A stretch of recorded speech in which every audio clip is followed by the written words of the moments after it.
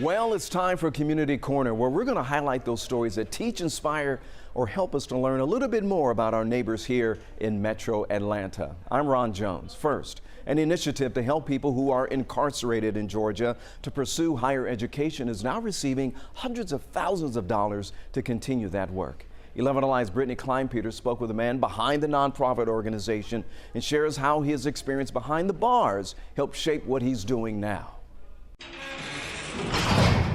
When I was in prison, I remember talking to an individual and he had a life sentence and he was cutting my hair and he said, you know, Patrick, I'm probably never coming home. And he's like, it's your responsibility to go out there and to be the voice for me and to be the voice for all the people who never come home. Patrick Rodriguez says it was his time behind bars that made him realize what was important. I actually started getting locked up in 2014 after I dropped out of Kennesaw State University in 2013. But what I realized more than anything was that I wanted to continue my education. After his release, Rodriguez became a part of the Georgia Coalition of Higher Education, a nonprofit that has quickly gained attention in its only 2 years of existence, receiving thousands in grant dollars and helping more than 75 people so far. Assist individuals with their applications, with their financial aid, creating an educational plan, and they assist both currently incarcerated and formerly incarcerated individuals. And the momentum isn't stopping. The Fund for New Leadership selected Rodriguez as an American Emerging Social Change Maker, providing the nonprofit with more than $200,000. Program is an investment in individuals who are creating social impact change. And Rodriguez says they're just getting started. We don't have all of the answers, but one thing that we like to say is we like to meet people where they're at. And when you meet them where they're at, then you're able to walk with them for where they want to go. She's a Georgia alum living more than 6,000 miles away in the Middle East, but her family roots are planted deeply here in Georgia. So I got a chance to meet a woman who transitioned from majoring in childhood development to joining the Israeli military. My mom loves to this day still watching Georgia football games. It's one of her favorite things to do. And for good reason, because her daughter Judy Seigner is a Georgia Bulldog too. Great 4 years at UGA. Judy is named after her grandmother, Trudy, German for Judy, who escaped the Nazis in Europe and later married in the U.S.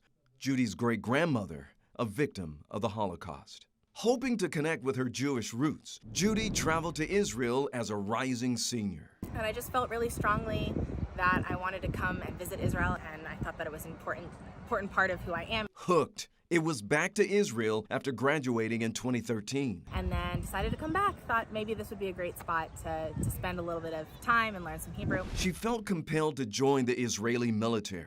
If I'm going to be here my whole life, then I want to have also contributed to that country in that way. Quickly promoted to lieutenant, she's one of only a small group of women in military leadership. I would honestly say that as a woman in the military, I didn't feel any less than anybody else. This Georgia Bulldog was on the fast track. I served as an instructor for chemical warfare and for search and rescue, which means that we were teaching soldiers and reserve duty soldiers how to rescue people from buildings that have crashed due to rocket fire. Training civilians too. A family was able to get to safety during a rocket attack. Lieutenant Judy shared it on Facebook.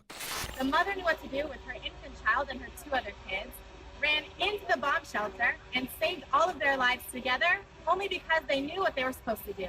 Now a reservist, and even though she's 6,000 miles away, you can still hear her rooting on the dogs from Jerusalem. Loves cheering on the dogs. Oh, of course. Of course, how can you not? Local efforts are taking off to try to fill a pilot shortage across our country. Lagrange College is launching a new aviation program this fall. And as 11 Alive's Joe Ripley reports, it will train students to become private and commercial pilots within 2 years. So we have the master on, beacon on, with check, first, oil temperature. Originally, I had planned on going to law school. That was my track, took the LSAT, did all this stuff. Now, Hannah Godfrey is shifting gears. She wants to trade the courtroom for a cockpit. All right, let's put a headset on. Okay. Almost unreal, honestly. Every time you fly, it's kind of like this isn't a happening experience. So, you know, you're on the ground and you're looking out the window and it's just like How? She plans to chart a new course as a pilot. A pair of signatures and a pair of scissors cements a partnership between Florida-based Paragon Flight Training and Lagrange College. Aviation right now is about as hot as it can possibly get. Flight instructor Jeffrey Wolf says FAA-mandated retirements at age 65 are causing private and commercial pilot shortages, sending demand for new pilots soaring.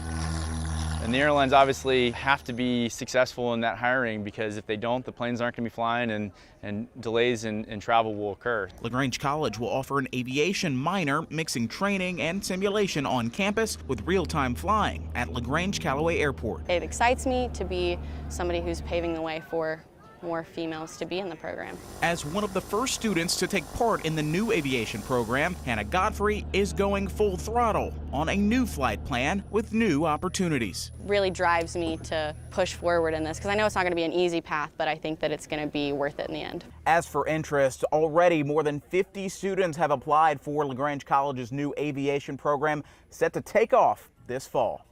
In Lagrange, Joe Ripley, 11 Alive News. A single mother of 5 is now gaining a fresh new following for her hard work after starting a brand new business to support her family. But she's not just helping herself, she's cutting a new path for young workers all across Atlanta. 11 Alive's Caitlin Ross shares her story. The sounds of summer are much sweeter with Ashley Street at the helm. I gotta get my Lizzo on. Hear the clicking? That's the way you want to do it. The single mom of 5, all of you guys need to have sunscreen, is creating her own soundtrack. I've never who anybody expects. She's still getting used to the sound. It still feels surreal. It doesn't feel natural yet. I'm still wrapping my mind around it, but it's kind of awesome. Ashley started Taz Lawn Care from scratch. I had never mowed a lawn, and it was 2018. You realize, okay, I'm the only source of income for this house. She started the business with a push mower and a plan. It taught me how to keep going, even though it seems like everything's against you. Her best friend Heather has always been with her, even if she didn't know much about mowing either. None. I mean, I pushed a mower when I was a kid. Now they're learning together how to do something really different. It is such a male-dominated field. This is the time. This is the time it's going to change. I want you to get this weed eater set up. The two are now nurturing young landscape artists who want to build their own business. We will train teenagers with a skill. You know, this is a skill. This is something that most people are not taught. You're going to loop this around that piece. Teaching those skills to their own kids. Yeah, I bring them with me to work. Yeah, we work a lot, but I get to drag them along for this journey. Cutting a new path to independence. Free, honestly. There's something about this. It's not a job. It's not an obligation. Clearing the way to success. I've got big dreams. I've got big dreams for this. And nothing sounds sweeter than that.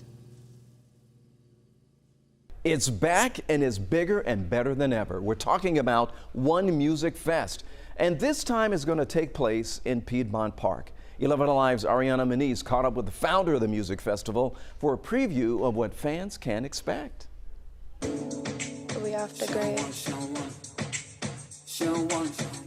One Music Fest is taking over Atlanta this fall. They making me offers, I don't even bargain. I start from the bottom. I lost a Ferrari, Las Vegas, Nevada. I woke up. Before the stages go up and music fans pour into the city, we walk Ground Zero, the new home of One Music Fest, Piedmont Park, with founder Jay Carter. To the motto of One Music Fest, unity through music. It's the Southeast's largest annual urban music festival. And this year, some of the biggest acts will perform on 3 stages. So we'll have Afro beats, we'll have old school, we'll have West Coast. Just a whole culmination of different generations of urban music. Kendrick Lamar, Janet Jackson, Brent Faiyaz, and Megan Thee Stallion, to name a few. And more than 50 other artists from classic and next generation hip hop and soulful R&B stars. Feel comfortable bringing your 16-year-old son to this festival while he's turning up to, Kodak Black, and you're over here listening to El DeBarge. That can happen for you at One Music Fest. Even Mayor Andre Dickens reacting to the lineup. The mayor loves music and a good time, so he's not gonna miss this one. And this year's stage dedicated to celebrating 50 years of hip hop. West, Northeast, the 80s, the 2000s, so it's gonna just embrace it all. So it's gonna be a lot of fireworks. The festival attracts thousands of music lovers from across the country, selling out last year. That 50% of the audience that comes to One Music Fest is not from the greater Atlanta area. We actually get a lot of people in from DC. That's probably our second biggest market. Chicago's a big market for us. Charlotte, Birmingham, Memphis, Dallas, Houston, Nashville. So the last time we checked, our economic impact was somewhere around $22 to $25 million. Since the lineup dropped, tickets have been selling fast. Carter's advice to people thinking about hitting One Music Fest. Tickets are going fast. So, if you're thinking about it, let's not think about it too long. Make a decision and grab the tickets that you want. Next, they were Alpharetta's first ever state championship basketball team, and now, 58 years later, the remaining members of the Bailey Johnson School Lions finally have their ring. So the city recognized the team in front of a room packed with family and friends. Back in 1965, Alpharetta's Bailey Johnson School was the only school for black students in North Fulton County. That's when these men won the state championship, and there was no parade, no celebration, and they were not even recognized by the school system. However, their accomplishment was not forgotten. This is Alpharetta's first state champion in basketball. Now understand, I didn't say the first black basketball team in Alpharetta win a state championship. I said the first team to win a team basketball championship in the city of Alpharetta. Outstanding. The 7 surviving members of the team received championship rings, team jackets, and the celebration they absolutely deserved. An incredible life together that has stood the test of time. 2 Atlanta couples are celebrating milestone anniversaries, showing that we all get to decide what it means to be a family. 11 Alive's Caitlin Ross has their story. Dearest darling, still loving you as always. Can't get you off my mind. Jack and May's love story might not have been written in the stars. I guess I thought she was good looking and all that. Yes, I will leave the first thing in the morning on another trip about 400 miles. Spelling out their love on paper, even as war tore them apart. I wrote him every day. My mom said, well, what do you think to write every day? I said, I think of something. Reading through 70 years of history from Germany to Georgia. I am about 250 miles from the company tonight, still like about 75 more miles. Back to the night they made it official. So I gave him $10. I think it was the last $10 I had. I got a cheap bride. And still got her. Still got her. When Jack and May left the preacher's house in 1953, they knew exactly where they were going. The first place we went, see her when we got home. Betty Crow introduced May to Jack when they were 14. Me and her were such good friends. They just became a part of it with us. All because Jack had a car. 1939 Ford sedan. And Betty wanted to see her boyfriend, Charles. I loved her, always have loved her, and always will. It just brings back a lot of memories. There's Charles and Betty. They got married the same summer. That's all I've ever known was me and her and Charles and Jack. The 2 couples now celebrating 140 years of marriage between them. That's been our life. It's been being together, all of us. The 4 writing their own story about family, friendship, marriage, Darling, I still love you more than you could ever know. and how to make it last. With all my love, Jack.